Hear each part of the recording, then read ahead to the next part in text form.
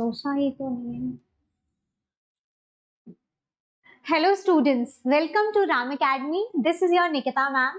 हम पढ़ रहे थे जनरल मैनेजमेंट, और जनरल मैनेजमेंट में क्या पढ़ रहे थे हम पढ़ रहे थे यूनिट 5, दैट इज ऑर्गेनाइजेशन या संगठन। अब ऑर्गेनाइजेशन या संगठन में हमने बहुत सारी चीजों को कवर किया। आज हम जानेंगे उसके प्रिंसिपल और उसके कंसेप्ट क्या होते हैं, या उसके सिद्धांत या अवधारणा क्या होती है। तो बेसिकली जब कभी भी हम संगठन को देखते हैं या ऑर्गेनाइजेशन को देखते हैं, याद है ना मैंने आप सभी को कैसे बताया था कि आप सभी को खुद को कंसीडर कर लेना है as a part of organisation. हम सभी ऑर्गेनाइजेशन का भाग हैं। इस चीज को अपने माइंड में क्लियर रखिए, तभी इन चीजों को आप बहुत अच्छे से समझ पाएंगे। तो अभी जब हम ऑर्गेनाइजेशन में हैं, तो क्या क्या सिद्धांतों को, क्या क्या प्रिंसिपल्स को हमको फॉलो करना चाहिए, वो जानने की आवश्यकता है एक बेटर ऑर्गेनाइजेशन के गोल को अचीव करने के लिए। बेटर ऑर्गेनाइजेशन बन पाए, हमारी जो हमारा जो एंड गोल है उसको हम अचीव कर पाए, उसी के लिए तो पूरा मैनेजमेंट स्टडी कर रहे हैं ना हम।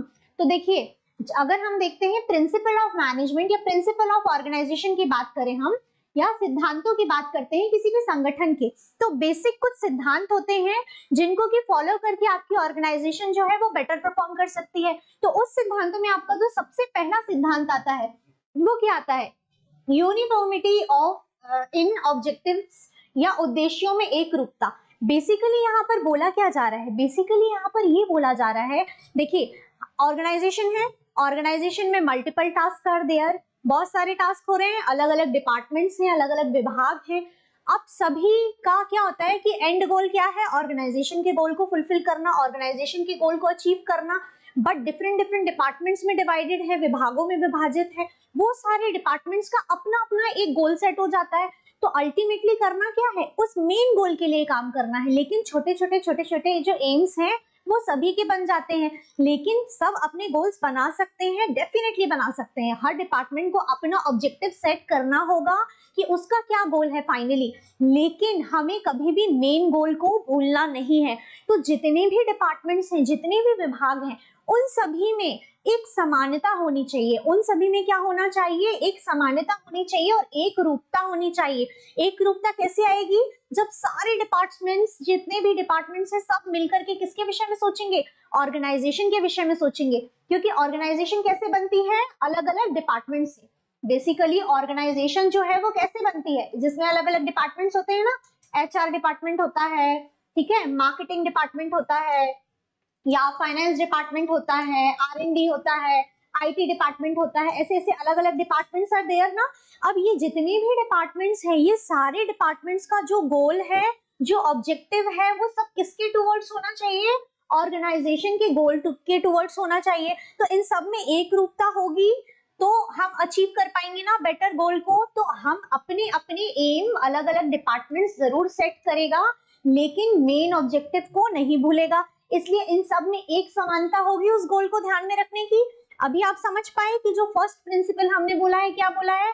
अपने डिपार्टमेंट के जो ऑब्जेक्टिव है, जो उद्देश्य हमने बनाया है, जो गोल बनाया है, उसको पूरा करने के लिए कभी भी हमको किसको नहीं भूलना है? मेन ऑब्जेक्टिव को नहीं भूलना है। मतलब कि संगठन का जो उद्देश्य है उसे नहीं भूलना। तो इन सब में एक रूपता होनी चाहिए, किसको पूरा करने की? संगठन के उद्देश्य को पूरा करने की। यही चीज आपको फर्स्ट पॉइंट में दी हुई थी। अब देखिए आपका सेकंड प्रिंसिपल क्या बोल रहा है? सेकंड प्रिंसिपल बोल रहा है प्रिंसिपल ऑफ एक्सपेंशन या फिर अपवाद, exception, sorry, principle of exception या फिर अपवाद का सिद्धांत। अब अपवाद का सिद्धांत क्या आता है? देखिए, किसी भी ऑर्गेनाइजेशन में different different levels are there. ये मैंने आपको कई बार बताया है। टॉप लेवल, मिडिल लेवल और lower level, different different parts में स्ट्रक्चरल हायरार्किकल फॉर्म में इसको डिवाइड किया गया है। तो क्या होता है ना, अगर बहुत ज्यादा इंटरफेरेंस होगा, कहीं ना कहीं अगर बहुत ज्यादा इंटरफेरेंस होगा टॉप लेवल हायरार्की का बाकी के जो डिपार्टमेंट्स हैं उनमें, तो उन बाकी के डिपार्टमेंट्स को वर्क करने में डिफिकल्टी जाएगी। इसीलिए ये जो आपका पॉइंट है, जो आपका सेकंड प्रिंसिपल यहाँ पर क्या बता रहा है, आपको अपवाद स्वरूप ये चीज को ध्यान में रखना पड़ेगा कि जो टॉप लेवल मैनेजर्स हैं, जो MD है, जो CEOs हैं कंपनी के, किसके विषय में हम बात कर रहे हैं यहाँ पर?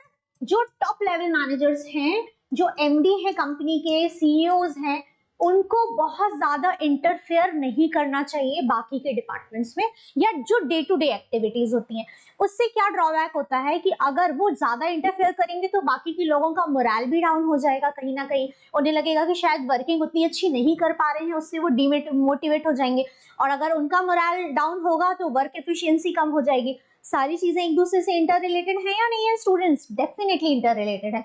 तो जो टॉप लेवल मैनेजर्स हैं वो बार बार अगर डे टू डे एक्टिविटी में इन्वॉल्व हो जाएगा तो कहीं ना कहीं उसका भी टाइम वेस्ट हो जाएगा।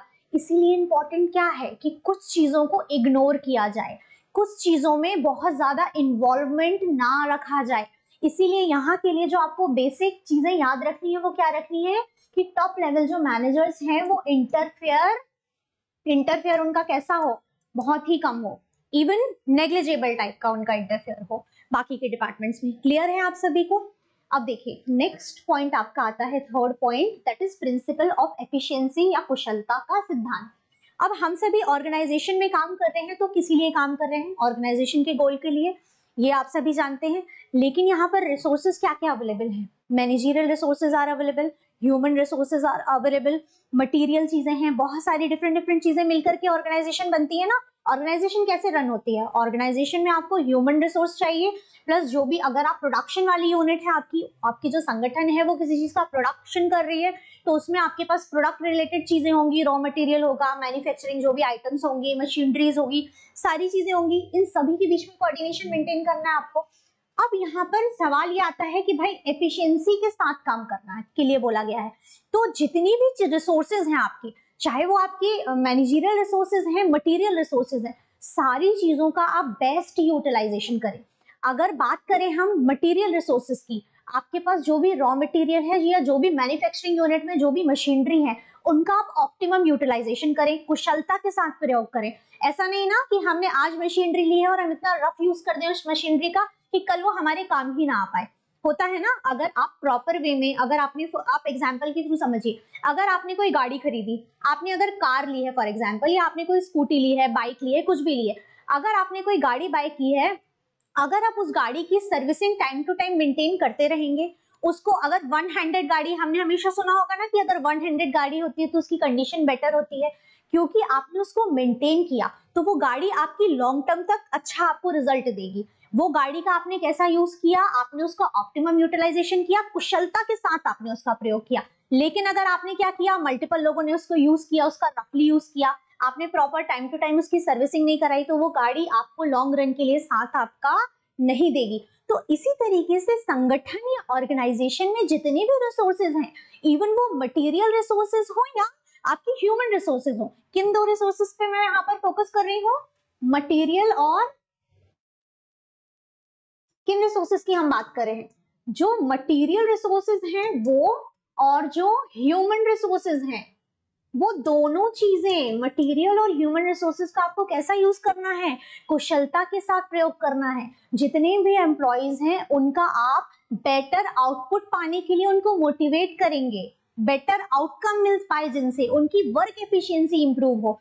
तो चाहे ह्यूमन रिसोर्स हो या फिर मटेरियल रिसोर्स हो, दोनों का बेस्ट यूज करना, उनका कुशलता के साथ प्रयोग करना।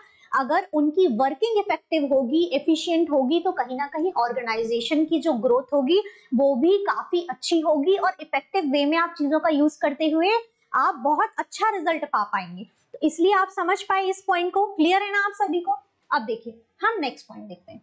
नेक्स्ट पॉइंट आपका क्या बताता है? Principle of unity of efforts. Basically what they said, unity of efforts, मतलब कहीं ना कहीं कैसी भावना को जनरेट करना? एक यूनिटी में लेके आना लोगों को।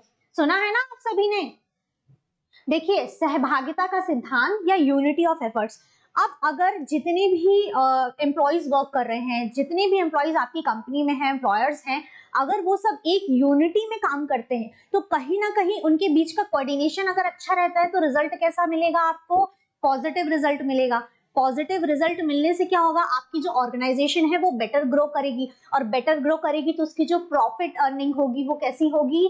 ज्यादा होगी। बेसिकली कोई भी ऑर्गेनाइजेशन हो, प्राइवेट हो, गवर्नमेंट हो, अल्टीमेट गोल उनका यही होता है ना, एक बेस्ट तरीके से यूज करना रिसोर्सेज का और ऑप्टिमम यूटिलाइजेशन करते हुए गुड प्रॉफिट को अर्न करना। तो कंपनी की प्रॉफिटेबिलिटी को बढ़ाने के लिए इंपॉर्टेंट क्या है? एक यूनिटी में काम करना। अगर लोग सहभागिता से काम नहीं करेंगे, बेटर कोऑर्डिनेशन मेंटेन नहीं रखेंगे, तो क्या डिफिकल्टी आती है? डिफिकल्टी ये आती है कि लोगों के बीच में कन्फ्लिक्ट होगा, डिस्प्यूट होगा, जिससे कि वेस्टेज ऑफ टाइम होगा, समय की बर्बादी होगी और कुछ भी रिजल्ट हाथ में नहीं आएगा।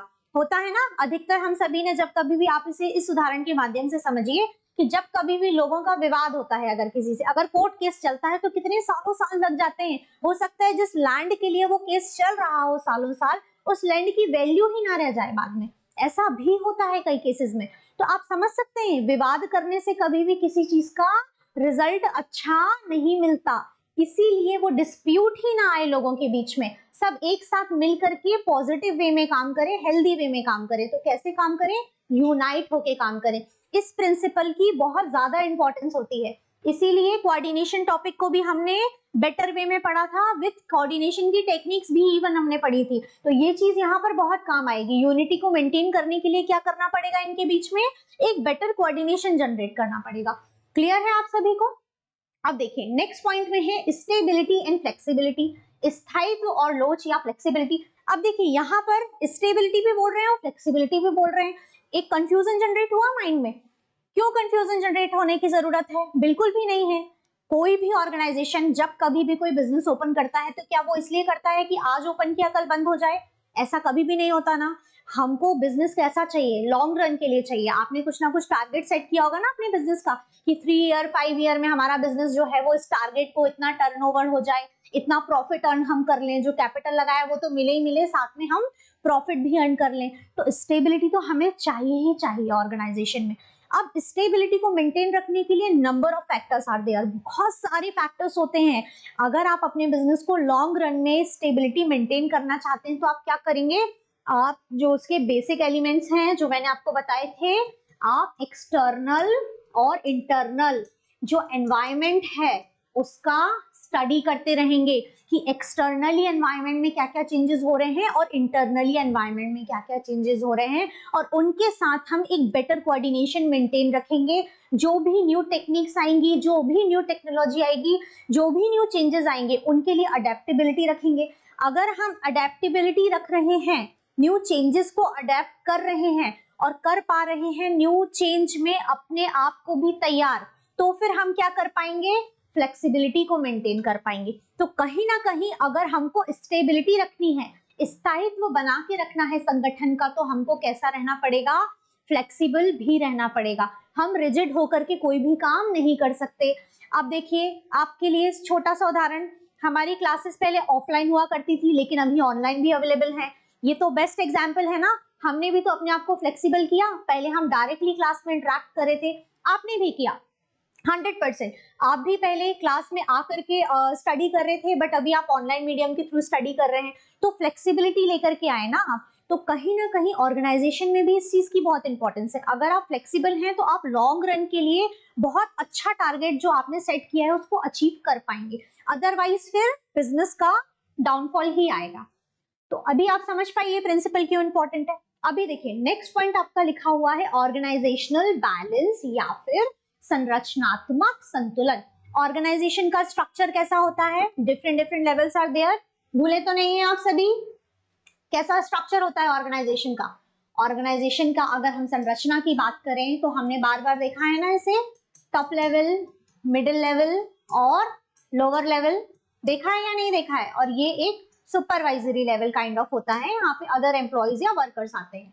ये हमने बार बार स्ट्रक्चर देखा है ऑर्गेनाइजेशन का। अब यहाँ पर इस प्रिंसिपल में बोला क्या गया है? इस प्रिंसिपल में बोला गया है बैलेंस, ऑर्गेनाइजेशनल बैलेंस या संतुलन की बात की गई है। अलग अलग लेवल्स हैं, अलग अलग जिसे हम बोल सकते हैं डिफरेंट स्ट्रक्चर में भी हमने अलग अलग सेगमेंट्स में डिवाइड किया। अब इनके बीच में एक संतुलन होना चाहिए कि किसको किसको रिपोर्ट करना है। ये डायरेक्टली रिपोर्ट जाकर के टॉप लेवल मैनेजर्स को नहीं करेंगे। जो वर्कर्स हैं वो अपनी प्रॉब्लम्स और क्वायरीज के लिए किसके पास जाएंगे? वो जाएंगे लोअर लेवल के पास। फिर लोअर लेवल किसके पास जाएगा, मिडिल लेवल के पास जाएगा, मिडिल लेवल किसके पास जाएगा, टॉप लेवल के पास जाएगा। हायरार्किकल स्ट्रक्चर ही इसलिए सेट किया गया है ताकि एक बैलेंस क्रिएट हो सके। अगर सारे एम्प्लॉइज, इनके पास भी अथॉरिटी हो यहाँ जाने की, इनके पास भी अथॉरिटी हो यहाँ जाने की, इनके पास भी अथॉरिटी हो, तो क्या होगा, देख रहे हैं, डायग्राम ही देख लीजिए, सब कुछ कितना मिक्स हो गया, कितना डिस्टर्बिंग हो गया यहाँ पर। इसीलिए चीजें सिस्टमैटिक होनी चाहिए। मैनेजमेंट एक सिस्टमैटिक अप्रोच को रिप्रेजेंट करता है। किस चीज को रिप्रेजेंट करता है, सिस्टमैटिक अप्रोच को। इसीलिए जो स्ट्रक्चर है वो भी सिस्टमैटिक बनाया गया है। किसको किसको रिपोर्ट करना है वो सभी अलॉटेड होता है, डेलीगेट किया जाता है, रिस्पॉन्सिबिलिटी अथॉरिटीज दी जाती हैं कि किसकी क्या वर्किंग है, और कोई भी डाउट और क्वेरीज आएगा तो किसको रिपोर्ट करना है, किससे जाकर के आपको पूछना है। इसीलिए यहाँ पर बोला गया है एक बैलेंस क्रिएट करने के लिए। ऑर्गेनाइजेशन को अगर आप इतना ओपन रख देंगे कि कोई भी किसी से भी जाके कम्युनिकेट कर रहा है तो कहीं ना कहीं कम्युनिकेशन ही डिस्टर्ब हो जाएगा, और कम्युनिकेशन अगर डिस्टर्ब हुआ तो क्या डिफिकल्टी फेस करनी पड़ेगी, इंफॉर्मेशन ही सही नहीं मिली, इंफॉर्मेशन सही नहीं मिली, डेटा गलत मिला, वेस्टेज ऑफ टाइम, वर्किंग ही नहीं हो पा रही है। इसीलिए इंपॉर्टेंट क्या होता है, एक बैलेंस क्रिएट करना।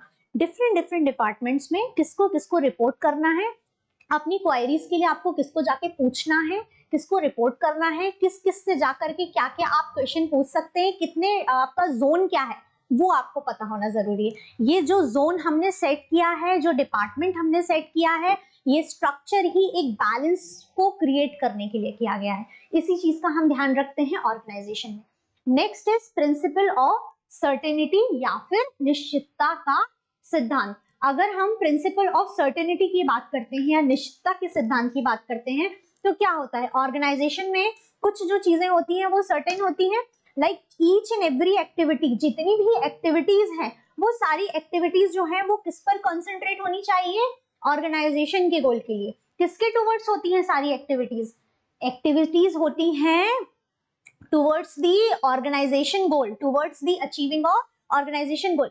अकम्प्लिश हमको क्या करना है, ऑर्गेनाइजेशन के गोल को।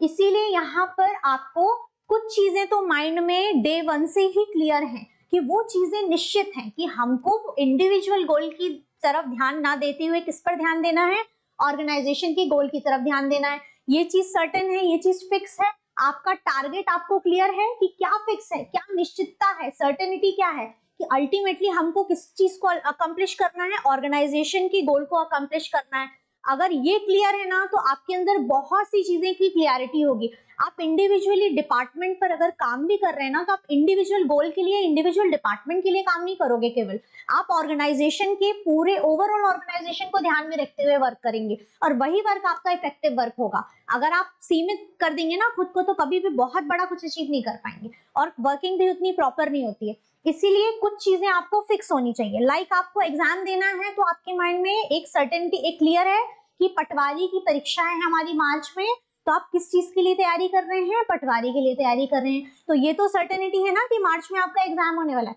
हाँ, वो डिफरेंट केस अलग है कि अगर कुछ चेंजेस हुए और कभी दिन ऐसी सिचुएशन आ जाती है, ईश्वर ना करे, कि एग्जाम डिले हो जाता है। अदरवाइज आपके लिए अभी तक तो सभी को क्लियर है ना कि मार्च में आप सभी का एग्जामिनेशन है, तो वो चीज सर्टेन है, आपकी चीज निश्चित है, फिक्स है, जिसके लिए आपने अपना शेड्यूल बनाया होगा, मैं यही एक्सपेक्ट कर रही हूँ। और आप धीरे धीरे एक एक विषयों को कंप्लीट करके रिवीजन कर रहे होंगे, कर रहे हैं ना आप सभी रिवीजन। ये पॉइंट क्लियर है आप सभी को। अब देखिए नेक्स्ट आता है आपका प्रिंसिपल ऑफ सिंप्लिसिटी या सरलता का सिद्धांत। सिंप्लिसिटी हमेशा ही खूबसूरत होती है, जिसे हम बोल सकते हैं जितना सरलता से चीजों को व्यक्त किया जाता है उतनी ही सरलता से लोगों को वो चीजें समझ में आती है। जैसे सिलेबस में क्या मेंशन था, जनरल मैनेजमेंट मेंशन था, उसको हमने कितनी सरलता से परिवर्तित कर दिया, कितनी सरलता से हम सरल शब्दों के माध्यम से आप तक ये इन्फॉर्मेशन जो भी टॉपिक्स है उन डिटेल्स को पहुंचा रहे हैं। तो सरलता ही सबसे सर्वश्रेष्ठ होती है जीवन में, याद रखिएगा। बहुत अधिक अगर स्वयं को कठिन बनाएंगे तो कठिनाइयों को ही सामना आपको जीवन में फेस करना पड़ेगा। अगर आप स्वयं को सरल रखेंगे तो आपके जो मार्ग हैं वो भी कैसे हो जाएंगे, सरल हो जाएंगे। चलिए ये तो जीवन का ज्ञान था। बाकी अगर हम बात करते हैं ऑर्गेनाइजेशन में प्रिंसिपल की, तो सिंप्लिसिटी यहाँ पर किस बेसिस पर बोली गई है, ये सिद्धांत इसलिए बोला गया है कि अगर इंफॉर्मेशन जो भी कम्युनिकेट कर रहे हैं, जो मैनेजर्स अगर अपने सबऑर्डिनेट्स को या एम्प्लॉइज को या lower level managers lower level जो डिपार्टमेंट है उन पे जो भी इंफॉर्मेशन कन्वे करें, अगर वो सिंपल फॉर्म में कन्वर्ट करते हैं, कन्वे करते हैं, कम्युनिकेट करते हैं, तो वो चीजें सभी को आसानी से समझ में आती हैं। अगर उनको वो डेटा, वो इंफॉर्मेशन समझ में ही नहीं आ पाएगी तो क्या एम्प्लॉइज काम कर पाएंगे? उन्हें अगर यही क्लियर नहीं होगा कि उन्हें क्या काम करना है तो वो कर पाएंगे। इसलिए वो क्लियरिटी इंपॉर्टेंट है। और क्लियरिटी कैसे आएगी? जब चीजें सिंपल होंगी, ना कि क्लिष्ट होंगी। समझ पाए आप सभी? अब देखिए, अगला दिया हुआ है principle of leadership. Principle of leadership, leadership जो है वो तो हम इंडिपेंडेंटली, एक सेपरेट यूनिट भी है आपकी शायद से, तो हम उसे भी पढ़ेंगे। लीडरशिप कितना ज्यादा इंपॉर्टेंट रोल प्ले करती है हम डे 1 से देखते जा रहे हैं। मैनेजमेंट में लीडर का होना बहुत ही इंपॉर्टेंट है। जो मैनेजर्स होते हैं वो क्या होते हैं? बेसिकली लीडर्स होते हैं ना, जब कभी भी डिमोटिवेट हो रहे हो, जब कभी भी मोरल डाउन हो रहा है या वर्किंग में डिफिकल्टी आ रही है, काम करते नहीं बन रहा है या ट्रेनिंग की जरूरत है, सारी चीजों में आपकी हेल्प कौन करता है? आपका टीम लीड जो होता है वो हेल्प करता है, जो लीडर होता है वो हेल्प करता है, मैनेजर जो होता है वो सभी कौन होते हैं? आपके लीडर होते हैं, मेंटर होते हैं, गाइड होते हैं। तो अभी हम बात करें ऑर्गेनाइजेशन में लीडरशिप की, तो ऑर्गेनाइजेशन में अगर लीडरशिप अच्छी होगी तो जितने भी एम्प्लॉइज हैं, कहीं ना कहीं उनकी वर्क जो परफॉर्मेंस होगी वो बहुत अच्छी होती है। आप कभी भी देखिएगा जहां कहीं का भी लीडर अच्छा होता है, ऐसे बोलते हैं ना, जैसे क्लास में अगर एक अच्छा मॉनिटर है, ABCD different different sections are divided, but अगर ए सेक्शन का जो मॉनिटर मैम ने रखा है, अगर वो मॉनिटर इतना डिसिप्लिनरी अप्रोच रखता है तो सारी क्लास डिसिप्लिन में होगी। अगर लीडर इतनी अच्छी लीडरशिप को, क्वालिटीज को मेंटेन रखता है, तो जितने भी अदर एम्प्लॉइज हैं वो सबकी वर्किंग कैसी होगी? बहुत ही गुड परफॉर्मेंस उनका रिजल्ट आता है।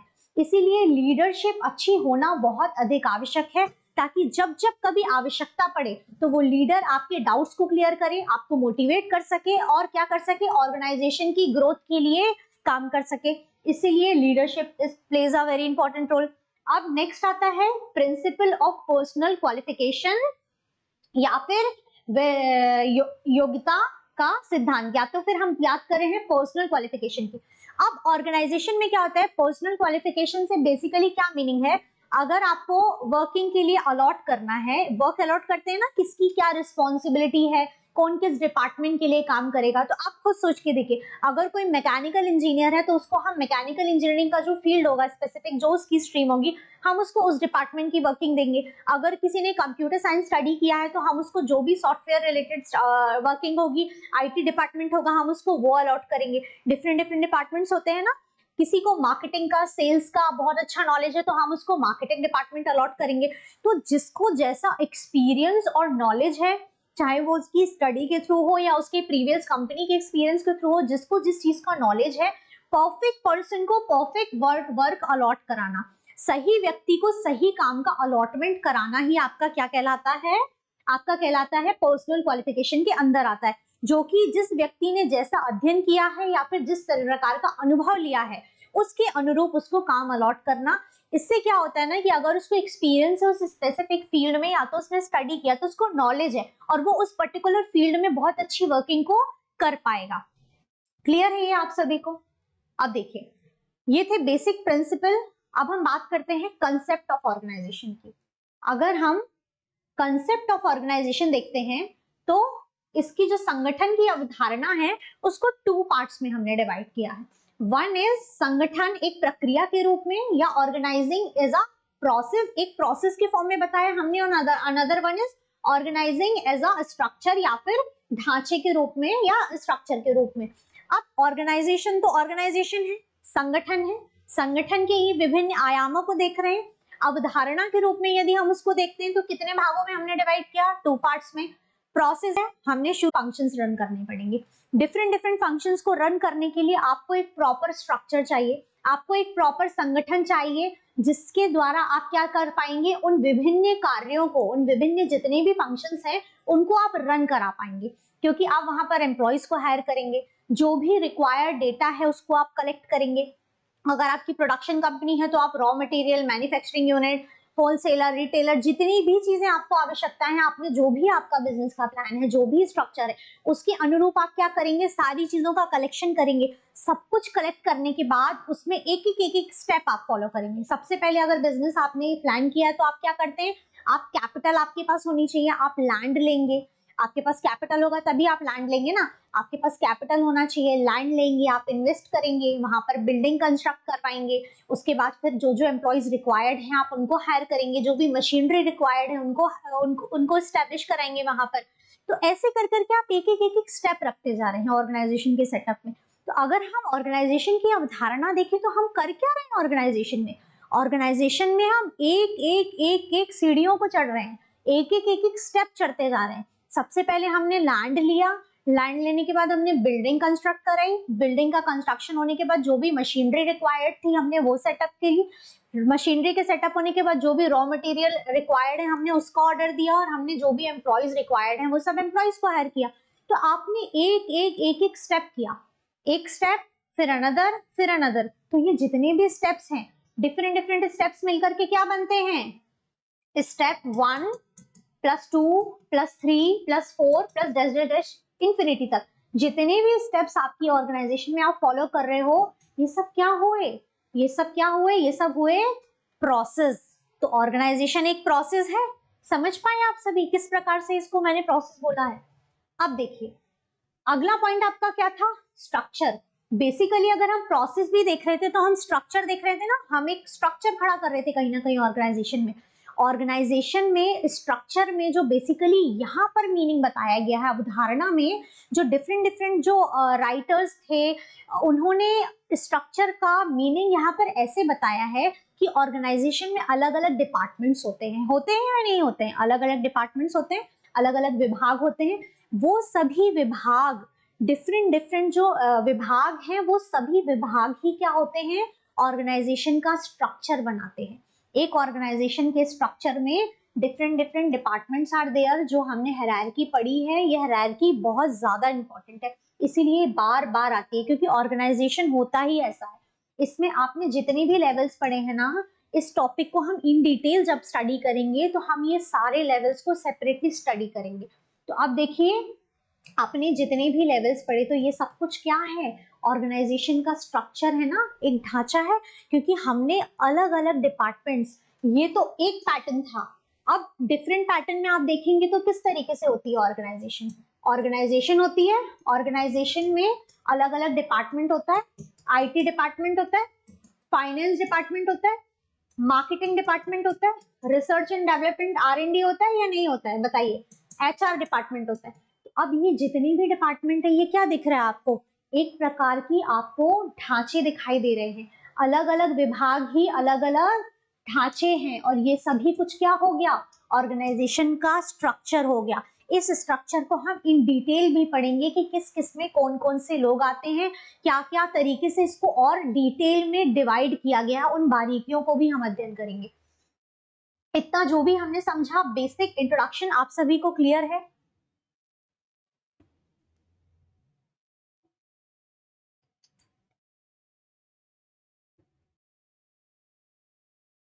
अब देखिए ये जो दोनों टॉपिक थे, ये टॉपिक आपके इन डिटेल हमको जानने की आवश्यकता है कि प्रोसेस क्या होती है और आपका जो ऑर्गेनाइजेशन का स्ट्रक्चर क्या होता है। क्योंकि जब MCQs बनेंगे तो हो सकता है कि कुछ जो क्वेश्चन है वो इतने डिटेल और डीप में जाकर के चीजों से पूछे। चीजें बहुत सरल हैं, जो भी आपका मैनेजमेंट है वो बहुत ही सरल टॉपिक है, बिल्कुल भी कठिन नहीं है, पर आपको उसकी डिटेलिंग भी पता होनी चाहिए। बिना डिटेलिंग के आप MCQ सॉल्व नहीं कर पाएंगे। इसीलिए हम इन जो छोटे छोटे जो टॉपिक्स है ना उनको भी डिटेल में स्टडी कर रहे हैं ताकि आपका कुछ भी चीज छूट ना पाए। अगर हो सकता है मे बी कि प्रोसेस जो मैं आपको एक्सप्लेन करूँ प्रोसेस से रिलेटेड ही इन डीप में कोई क्वेश्चन पूछ ले, या स्ट्रक्चर, क्योंकि स्ट्रक्चर इज वेरी इंपॉर्टेंट। ये जो पर्टिकुलर टॉपिक है ये बहुत ही अधिक महत्व रखता है। आप डे 1 से स्टार्टिंग से बार बार स्ट्रक्चर सुन रहे हो, लेकिन अब आपको इस यूनिट के माध्यम से ये जानने का मौका मिलेगा कि बेसिक स्ट्रक्चर क्या होता है। इसीलिए आज की जो क्लास है उसमें हम इतना ही जितना टॉपिक हमने कवर किया है इसको ही आप बहुत अच्छे से समझिए। उन चीजों को मैंने किस तरीके से आपको समझाया है, जो भी एग्जांपल्स दिए उन सभी को आप नोट करके की पॉइंट्स बना सकते हैं। आगे हम इनको इन डिटेल पढ़ेंगे और रिमेनिंग जितने भी टॉपिक हैं इनको कवर करके हम यूनिट 5 को कंप्लीट कर देंगे। उसके बाद फिर हम नेक्स्ट जो टॉपिक होगा उस पर आपके आगे बढ़ेंगे। तो अभी तक का आप सभी प्लीज रिवाइज कर लें। बिल्कुल भी आपके पास टाइम नहीं है, आपका एग्जाम बहुत पास में है। एक सब्जेक्ट तो एटलीस्ट आप मैनेजमेंट तो पढ़ करके साइड में रख सकते हैं ना, उसको आपने एक बार कंसेप्ट बिल्डिंग हो गई तो आपको बहुत ज्यादा उसको लेकर के परेशान नहीं होना पड़ेगा। इसलिए रिक्वेस्ट है कि आप सभी बिल्कुल सारी चीजों को प्रॉपर वे में पढ़ें।